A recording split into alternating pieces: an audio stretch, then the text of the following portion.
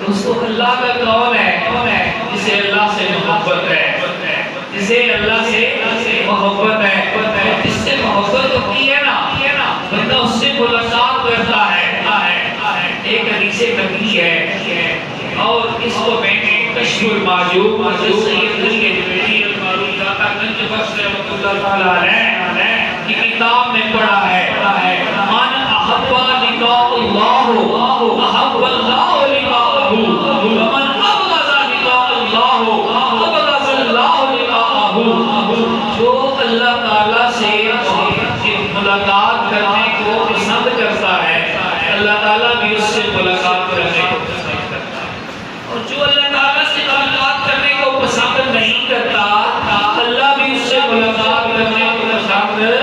نہیں کرتا۔ اب اللہ تعالیٰ کی ملاقات کب ہوتی ہے؟ جب اللہ تعالیٰ کے گھر سے آواز آتی ہے اللہ اکبر اللہ اکبر اللہ اکبر اللہ اکبر اشہد ان لا الہ الا اللہ اشہد ان لا الہ الا اللہ اشہد ان محمد رسول اللہ اشہد ان محمد رسول اللہ حی علی الصلاۃ، آجا نماز کی طرف، حی علی الصلاۃ، آجا میری ملاقات کی طرف۔ پھر فرماتا ہے مؤذن حی علی الفلاح، نماز کو فضول نہ سمجھے، تیری فلاح ہے اس میں تیری فلاح ہے، کامیابی ہے، بہتری ہے اس میں تیری۔ پھر جو نہیں آتا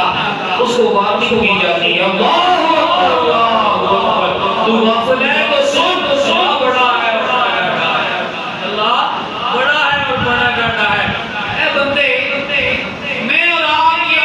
اپنی زندگیوں کا محاسبہ کرے، ہمیں ہمارے اللہ 5 بار ملاقات کے لیے بلاتے ہیں۔ اب جو اللہ کا وفادار ہے وہ 5 وقت اللہ سے ملاقات کرتا ہے، نماز ادا کرتا ہے، اور جو اس سے بھی زیادہ وفادار ہے وہ ایک ملاقات کے بعد دوسری کا انتظار میں لگا رہتا ہے، اور جو اس کیفیت احساس کا مالک ہے حضور کی حدیث ہے قیامت کے دن اسے اللہ کریم اپنے عرش کا سایہ عطا فرمائے۔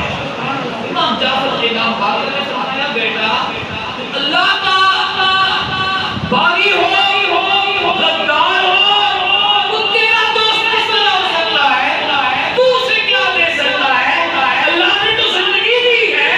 اللہ نے بیوی بچے اولاد دی ہے، اللہ نے تو سب کچھ دیا ہے،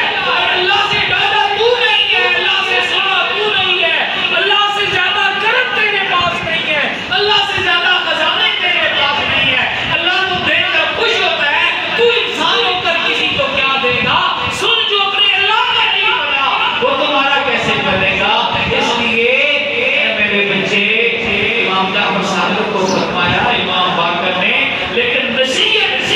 میرے لیے بھی اور آپ کے لیے بھی ہے کہ جھوٹ نہیں بولنا، جھوٹے کو دوست نہیں بنانا،